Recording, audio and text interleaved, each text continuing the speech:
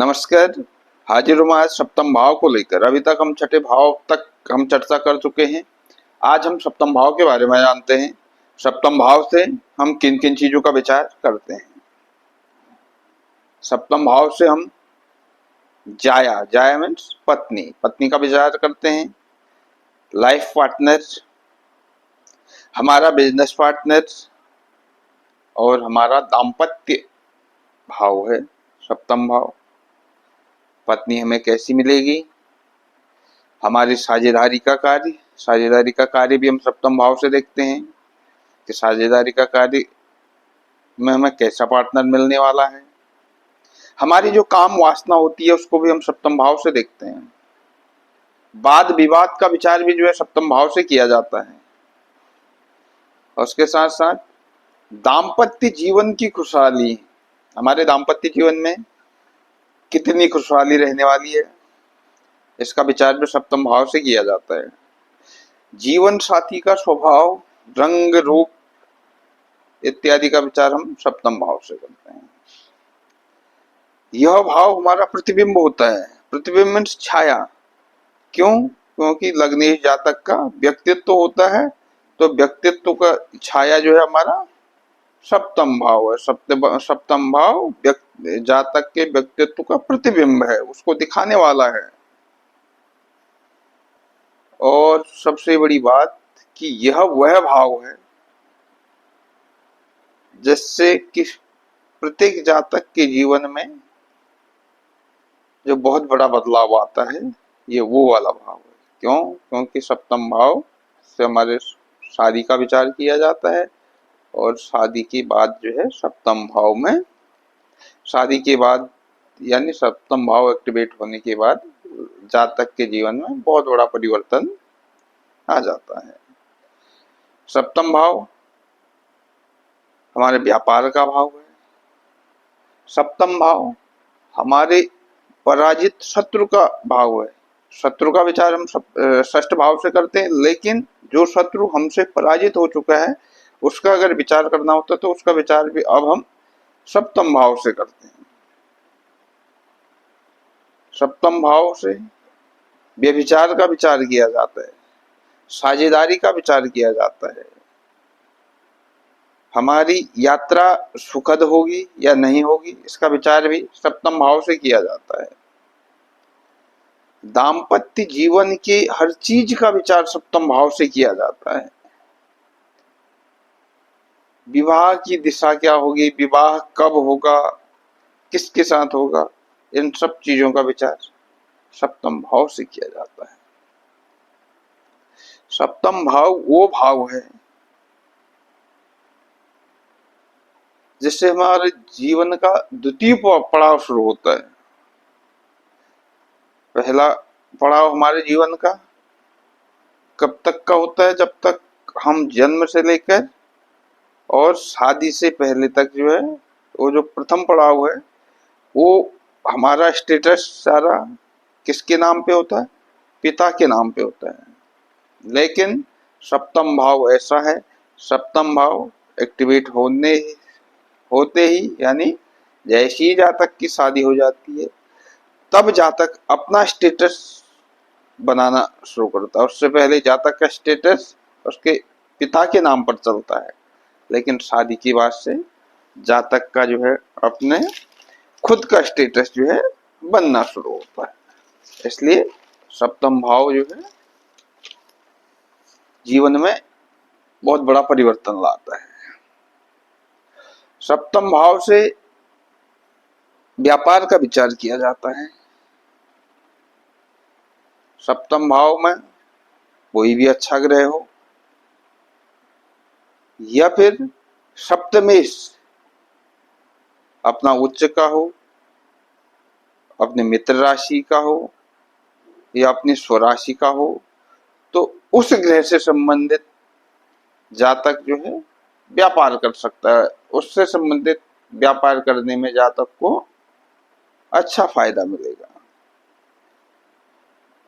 उसके साथ साथ सप्तमेश का भी होना जो है, उच्च का होना अच्छा है। हम सप्तम भाव की स्थिति, सप्तम भाव में बैठे ग्रह या फिर सप्तमेश जहां भी बैठा हो, उस अगर वो भी सही है तो दोनों से संबंधित कार्य हम कर सकते हैं। इसके अलावा ट्रांसपोर्ट वाला भाव, होलसेल का काम देखना हो, चौथे ये सप्तम भाव से देखते हैं। ट्रांसपोर्ट से रिलेटेड कार्य, क्योंकि ट्रांसपोर्ट से रिलेटेड कार्य हम सप्तम भाव से देखते हैं, क्योंकि चौथा घर हमारे वाहन का होता है। तो वाहन, बिजनेस लाइन में वाहन को लाना यानी ट्रांसपोर्ट बिजनेस को अपनाना, वो सप्तम भाव से देखा जाता है। इसके साथ साथ ये सप्लाई चेन से रिलेटेड जो कार्य है उस कार्य को भी दर्शाता है। ज्वाइंट वेंचर जिसको कहते हैं, ये भी जो है सप्तम से दिखा देता।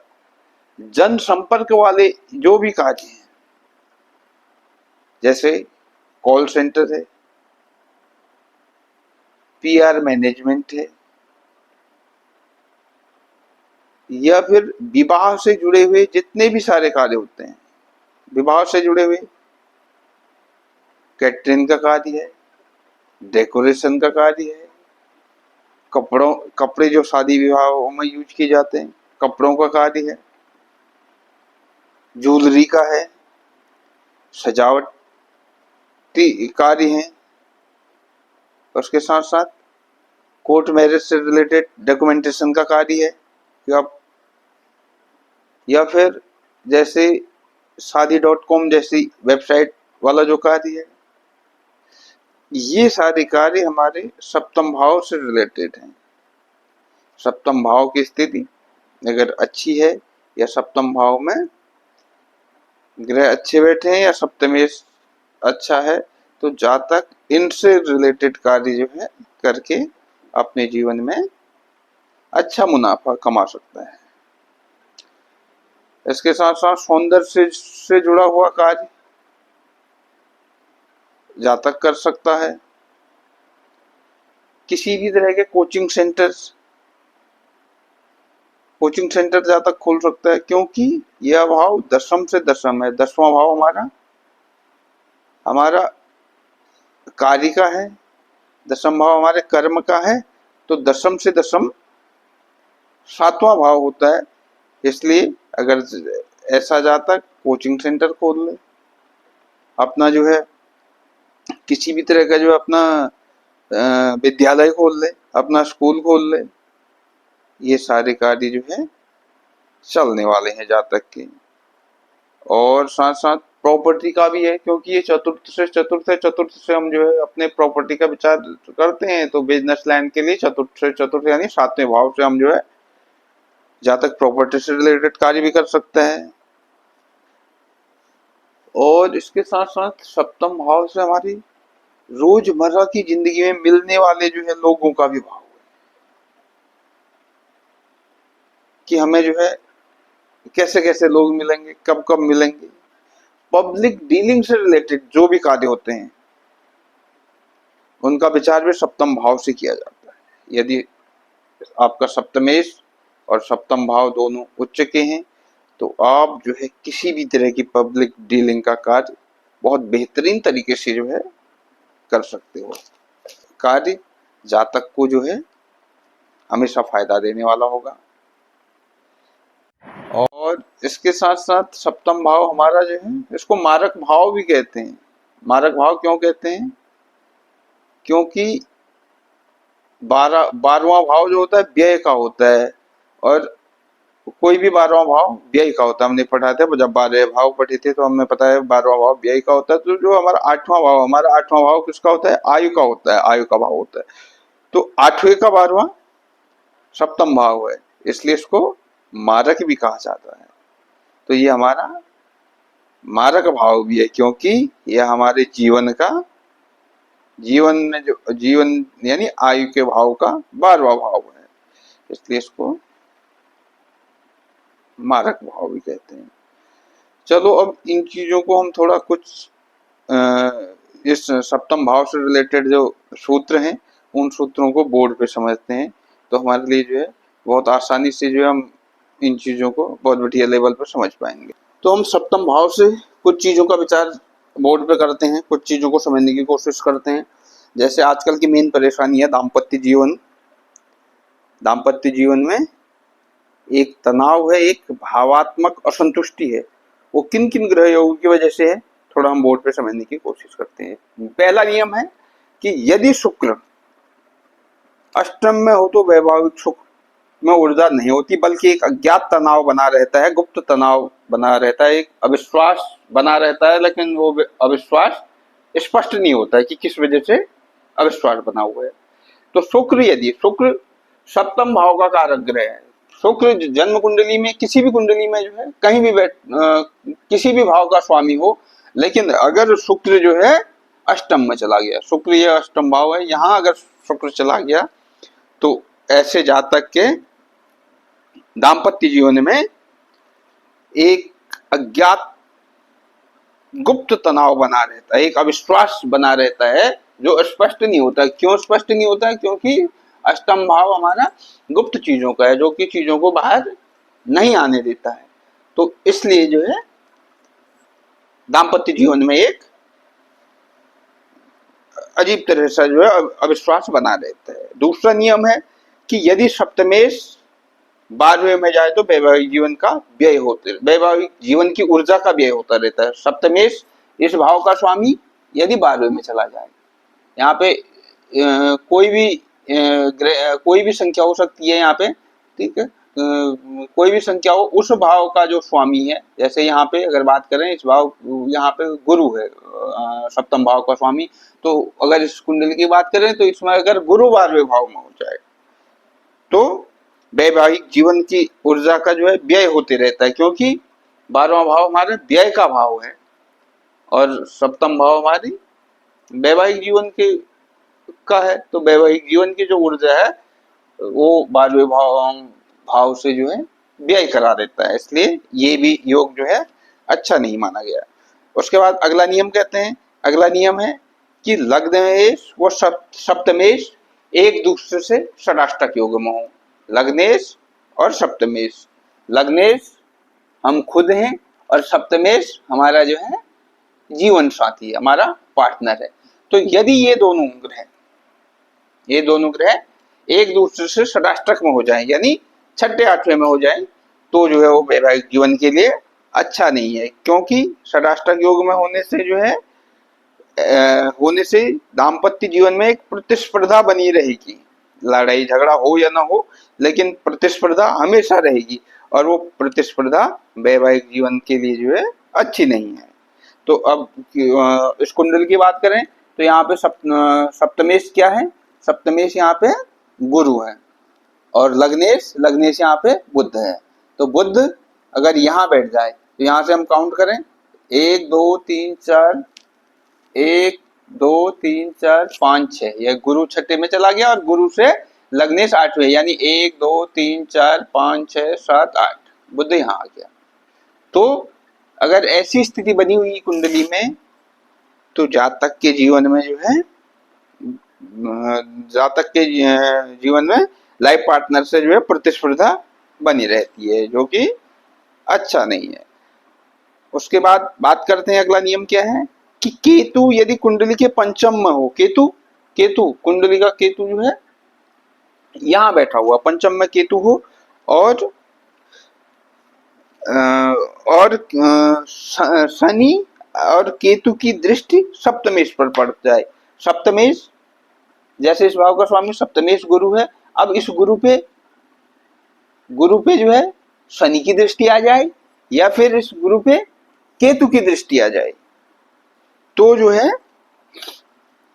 यह क्या करता है, केतु हमारे पूर्व जन्म के जो है उलझनों को दिखाता है। केतु हमारा क्या है, वो केतु जो है पूर्व जन्म का जीवन के बारे में जो हमें बताता है। तो वो केतु क्या करता है कि जो पूर्व जन्म के उलझन थे उन्हें जो है इस जीवन में लाके खड़ा कर देता है। तो ऐसे जातक का क्या होता है, पति पत्नी के बीच में जो हमेशा उलझने बना रहते हैं। अब वो किन चीजों को लेकर, पुरानी बातों को लेकर होंगे, क्योंकि केतु पुरानी चीजों का कारक है।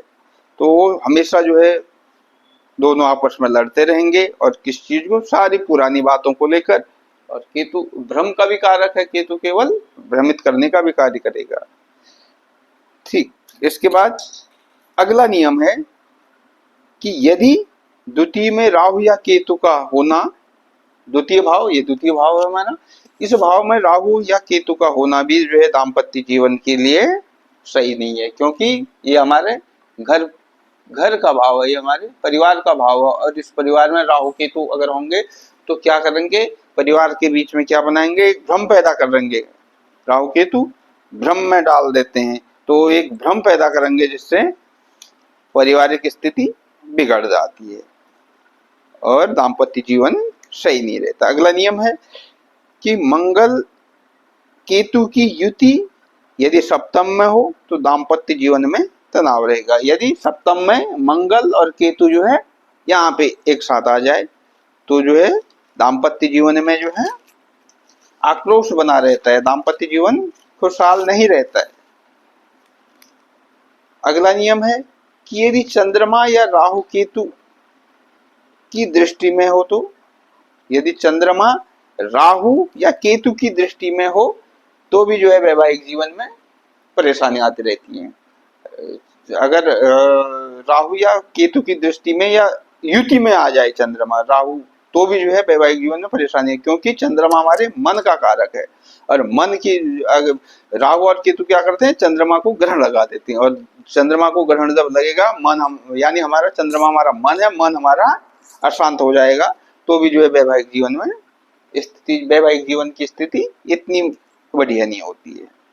अगला नियम है कि शुक्र राहु की युति में यदि सप्तम में हो, शुक्र मान जाए यहीं पे बैठ जाए, लेकिन साथ में इसके क्या हो जाए, राहु, राहु भी जो है साथ में बैठ जाए, तो जो है ये स्थिति क्या करती है, वैवाहिक जीवन में शक पैदा करती है। राहु क्या करता है, शक करता है, छल करता है, कपट करता है, तो वैवाहिक जीवन में जो है यहाँ पे तरह तरह की जो है परेशानियां लाके खड़ा कर देता है राहु का यहाँ पे होना। और यदि अगला नियम है, यदि गुरु कमजोर हो जाए, कुंडली में गुरु कहीं भी बैठे हो और लेकिन गुरु क्या हो जाए, कमजोर हो जाए, ये उस गुरु पर राहु से दृष्ट हो जाए, राहु गुरु जो है कमजोर हो जाए, कमजोर अवस्था में जो है उस और कमजोर ही अवस्था में जो उस पर किसकी दृष्टि आ जाए, राहु की दृष्टि आ जाए, तो वैवाहिक जीवन में जो है वो एक असमंजसता बना के रखता है। राहु राहु जो है हमेशा जो है भ्रमित करने की कोशिश करेगा, तो वो भी जो है हमारे वैवाहिक जीवन के लिए अच्छा नहीं है।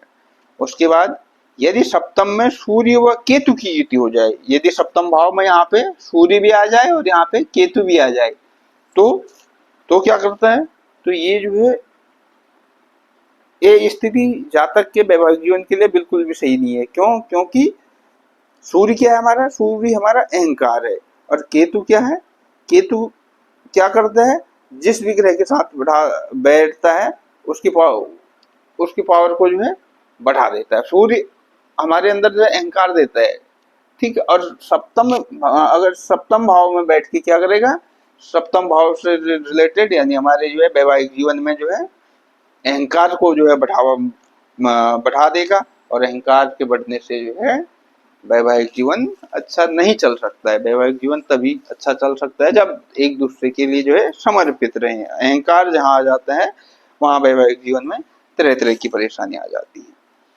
तो ये जो है बहुत सारे सूत्र हमने पढ़ लिए कि जिससे वैवाहिक जीवन में जो है तरह तरह की परेशानियां आ रही हैं। अगला एक और नियम पढ़ते हैं कि सुख का योग जो है, स्त्री सुख का योग, यदि सप्तमेश स्वराशि या अपने उच्च राशि में हो तो सुखपूर्ण होता है। सप्तमेश शुभ ग्रहों से दृष्ट हो, या सप्तम भाव में शुभ ग्रह बैठे हो, या सप्तम भाव शुभ ग्रहों की दृष्टि में हो, तो जातक का वैवाहिक जीवन बहुत अच्छा चलता है। सप्तम और सप्तमेश जहां भी बैठा हो, अपने अच्छे स्थिति में बैठा हो, अच्छे ग्रहों के साथ बैठा हो, अपने उच्च राशि में बैठा हो या स्वराशि में बैठा हो, तो वैवाहिक जीवन में ऐसी परेशानियां नहीं आती हैं, तो भी वैवाहिक जीवन बहुत बढ़िया चलता है। और इसके साथ साथ अगर स्वास्थ्य की बात करें तो यदि सप्तम भाव का स्वामी छठे, आठवें और 12वें में गया हो, सप्तम भाव का स्वामी या सप्तम भाव का स्वामी या फिर सप्तम भाव पर इन ग्रहों की दृष्टि हो के छठे भाव के स्वामी की दृष्टि हो, या फिर अष्टम भाव के स्वामी की दृष्टि हो, या फिर 12वें भाव के स्वामी की दृष्टि सप्तम पर आ जाए, तो भी जो है जातक के जीवन में जो है बीमारियों का जो है आगमन होते रहता है। उसके बाद बात करते हैं एक ऐसे योग की कि यदि 7वें और 12वें भाव में पाप ग्रह हो, 7वें भाव में और 12वें भाव में जो है हमारे पाप ग्रह हो जाए, और पंचम में क्षीण चंद्रमा, इस पंचम भाव में जो है कमजोर चंद्रमा रहे, तो जातक क्या होता है, जातक चाहे वो पति है या पत्नी है, अगर पत्नी है तो पति के वश में रहने वाली होती है, और यदि पति है तो पत्नी के वश में जो है रहने वाला होता है, जिसके कारण से क्या करता है, अपने बंधु बांधवों से जो है वो, अपने जो है मित्रों से जो है वो हंसी के पात्र बन जाते हैं कि ये जो है अपने स्त्री के वश में है, या स्त्री वर्ग वाले कहेंगे कि ये जो है अपने पति के वश में, ये अपने स्त्री के वश में या पति के वश में। यदि सप्तमेश अपने छठे, 8वें या 12वें भाव में गया हो, सप्तम भाव का स्वामी छठे भाव में गया हो, या फिर 8वें भाव में गया हो, या फिर 12वें भाव में गया हो, तो ऐसे जातक या जातिका का लाइफ पार्टनर लाइफ में बार बार तरह तरह की बीमारियों का शिकार होते रहते हैं। अगला नियम है कि यदि सप्तमेश स्वराशि का हो या अपने उच्च राशि में हो, सप्तम भाव का स्वामी कहीं भी बैठा हो कुंडली के 12 भाव में, लेकिन वो क्या हो, अपनी राशि का हो या फिर अपनी उच्च राशि का हो, तो ऐसे जातक या जातिका को वैवाहिक जीवन का पूर्ण सुख मिलता है। और अगला नियम है कि यदि सप्तम भाव में शुभ ग्रह बैठे हों और उन पर शुभ ग्रह की दृष्टि हो, तो ऐसे जातक या जातिका के पत्नी या पति दोनों सारे सुखों से संपन्न, समर्थ, धनी एवं समाज में प्रतिष्ठित होते हैं। अगला नियम है कि यदि सप्तमेश अपने उच्च में हो और सप्तम में भी शुभ ग्रह हो या शुभ ग्रहों की दृष्टि हो, या फिर लग्नेश खुद सप्तम में आकर खुद सप्तम में बैठ जाए और वह लग्नेश बलवान हो, कमजोर ना हो, तो उसकी पत्नी या उसका पति सारे सद्गुणों वाले और अच्छी संतति वाले और कुल का नाम जो है रोशन करने वाले होते हैं। तो आज के लिए इतना ही। आज सप्तम भाव पर हमने काफी चीजों का विचार कर लिया। अब जल्द हाजिर होऊंगा अष्टम भाव को लेकर। तब तक के लिए नमस्कार।